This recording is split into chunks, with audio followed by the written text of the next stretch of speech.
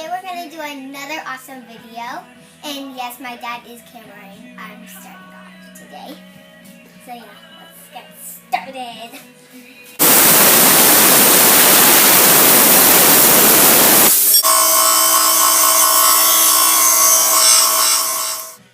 Post on the outside, threaded rod through the middle, and then here's our pivots. So what's going to happen is a piece of metal is going to come off of here to here, and when you do this, it'll do that. When you do this, it'll do that, like that. And then when this piece does that, what we're going to do is we're going to put a small piece of rod between here and here so that they do this together all the time. And then we're going to attach the other rod right here. So when this does this, that rod will go choo, choo, choo, choo, choo, choo. Alright, we're getting ready to drill the top and bottom holes in our pivot bars. So my daughter Allie Bell here is going to bolt the two bars together so that we can then drill some holes in it. Alright. Yeah. It's not my size. Don't hurt your thumb, you may have to hold it from the bottom. Or you can set it down.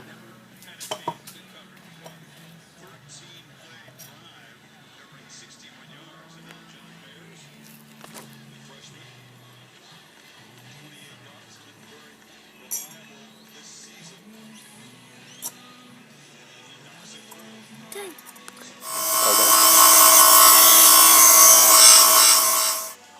We're back, guys. We are back. We kind of got the first arm set up. I got to flip this around, and it's a little too big for this, so I got to work on that. But just as a proof of concept, attached here, and you can see the bar down there swinging. Yeah. And I have full range of motion. So guys, if you remember yesterday, or the last episode, depending on when we actually upload this. Yeah. I had made this because I needed the lever that was on this side to actually exit out this side, and so this was going to act like a crossover. And I got insomnia last night. I couldn't stop thinking about it. This is not all that complicated, but it's taking up a lot of room, and then I've got to get the other bar to either come below this or above this to another pivot. When really, if I could find a way to get this bar over to this side, then I could eliminate this tie in the middle, and these two could operate independently, one for this one and one for this one. So I've got two ideas for this. The first thing I'm going to try is I'm going to make a bar that comes over and back and over like this. And it has to clear this, right? So it has to come when this is all the way that way, and it's all the way back. So it's got to come right here, and then when it goes this way, it'll definitely be fine. So I'm going to make a bar that comes back, over, and down, and then just attaches to this piece, and we're going to eliminate this crossbar in the middle here. And we're going to see how that works. I'm a little worried about some twist, some torsional rigidity there, but we'll see how it works. If it gets too much twist, then I've got this, which is the original shifter that came with the car. Now it actually faces that way. And the reason I decided not to use this one is because, as you can see, the shifters exit out the front, and it also has the wrong side. It's on the right side as well. But if I were to take this and turn it around, then this would be on the proper side, and the exit would be out the back, which is what I need. Now the issue with that is that your action gets inverted. But that can be fixed with a pivot point. So I like the way this one's metal, and it's not going to flex, and it sits a lot lower, so I'm going to try the bar first. But if that doesn't work, then we'll swap over to this one and see how that works. And I had installed the MR2 shifter into the console, and I had made a bell crank here to flip the action and reverse it from one side to the other, and had a little hind joint in there, and I could see it moving and working like it's supposed to. And then I thought about it overnight, and I decided that was crazy to get that complicated and put that much linkage and joints and crowd that column all up. It was just not going to do what I really, well, it was going to do what I wanted it to do, but it was going to take a lot more work, have a lot more joints, and really be a lot more complicated. And with complicated, there's always a risk of something going wrong. So I went back to the drawing board. If you remember, the issues here were that this piece, which controls the selection between first and second, third and fourth, fifth and reverse, is on the driver's side. And I need it to be on the passenger side, and so I had some fancy bell crank to flip it over and stuff like that. And the other issue is that the linkage is all on top, so I had to move it from top to bottom, so it had to, you know, come in and go through a bell crank and come out the bottom to get it from top to bottom, and then it also had to get from right to left. And so I decided to go back to the drawing board, and I remembered that I had the original FFR shifter. And it's actually set up for front cable exit, and that went out and all the way around, and I hated that, and that's why I swapped to the MR2 unit. But I got to thinking about it. If I turn that thing around backwards, and that's where the cables went out the front, they now go out the back, and that moves the piece that controls the side-to-side movement to the passenger side. And I don't have to flip. And this also has bottom exit, so I don't have to go top to bottom. I get everything I need.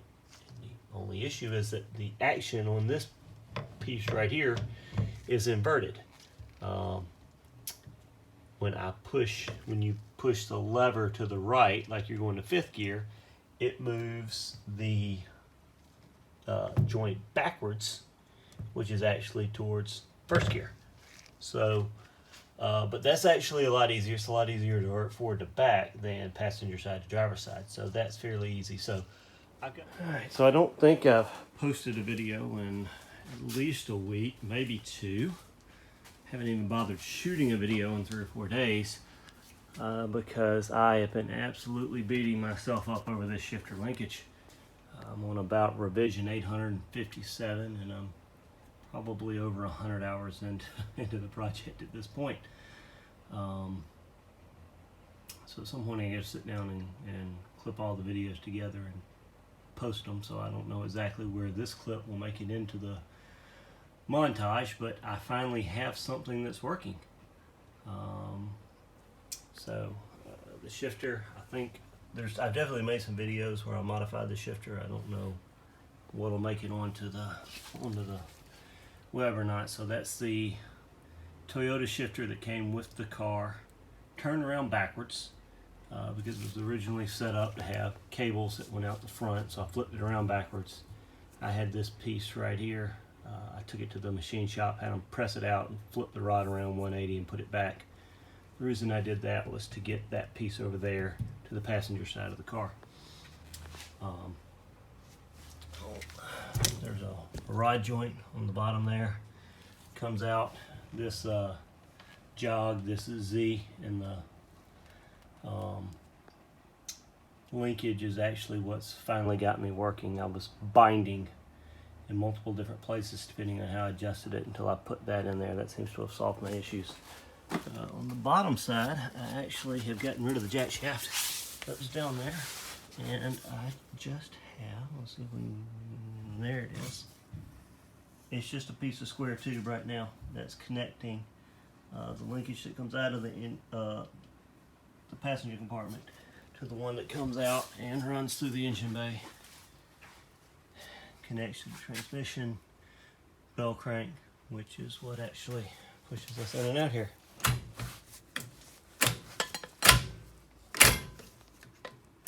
So yeah, it's amazing that it took me that long to.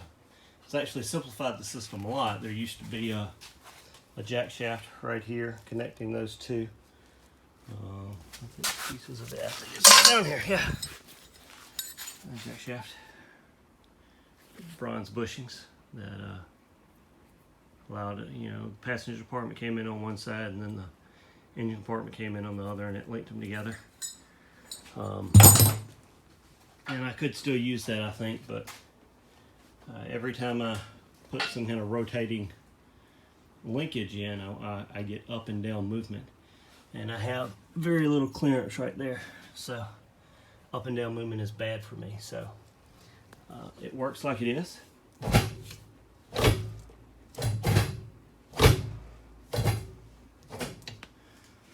It's pretty, it feels nice and notchy. I really like it. It's how I like it. I don't know if anybody else would like it, but since I currently drive a 65 Ford with a top loader and a Hearst super shifter, that actually feels a lot better than the super shifter. So it feels good to me. So now I just got to, so this piece here is some 1/2 inch EMT. I bent it up this morning. You can see it cracked because I got too aggressive with the bends, but it was always a proof of concept. I'm actually going to swap the EMT out for some 1/2 inch stainless tubing, because 1/2 inch stainless tubing is 1/2 inch OD, whereas 1/2 inch EMT is 1/2 inch ID. That'll give me an extra, basically almost 1/4 inch of clearance going through the frame there. That'll help a little bit with any binding that I might have as I start adjusting everything out. So I'm going to have this bent up in stainless tubing, whereas I had inserted a piece of solid rod in there and tapped it to take the rod ends here. I'll just have a nut welded on the end of the stainless tubing. And so this whole thing will get slightly smaller and probably slightly stronger going with stainless, maybe a little bit heavier, but that'll be okay. So yeah, finally can shift between 2nd and 4th. And now I have to do the other side so that I can get to anything other than 2 and 4. And that'll have to wait till after Thanksgiving. It's time to go inside and start getting ready to cook. So, and who knows when this will actually get posted. Hopefully the Thanksgiving video gets posted before Christmas actually gets here. What after seems like months, but it's really only been weeks, I can shift through all 5 gears on the 818. It's not finished. This is kind of proof of concept, I guess. These EMT conduits going to actually be replaced by stainless steel tubing that I'm going to have bent, because as you can see, the EMT's just kinking and cracking.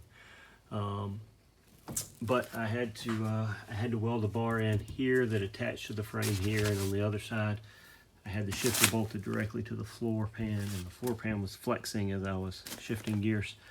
So welded a bar in, put some nutserts in it, and bolted the shifter to the frame instead of the floor pan. And the shifter base is a lot more stable now.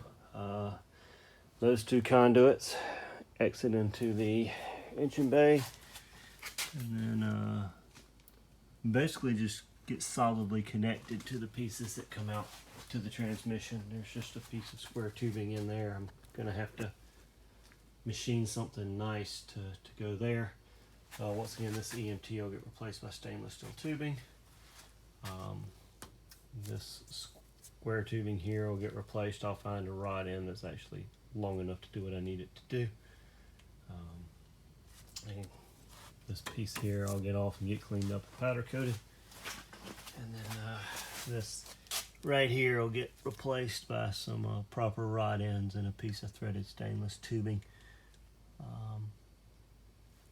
And I'll get all this powder coated, and once again this will get replaced by stainless tubing as well. But it works.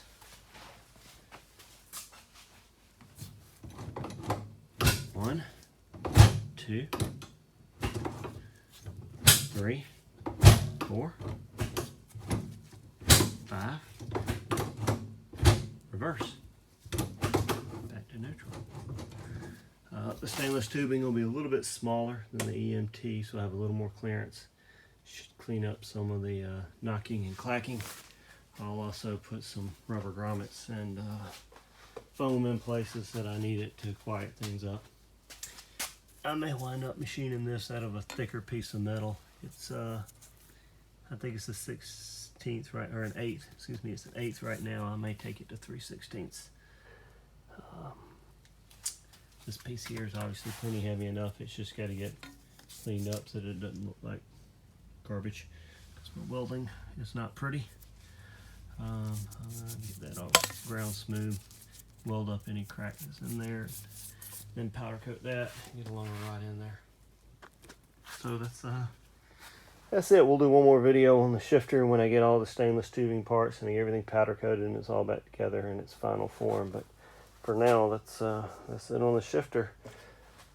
Not really anything else I can do on it until I get all the parts in to finish it. So I'm gonna start working on the rear brake caliper mounts next.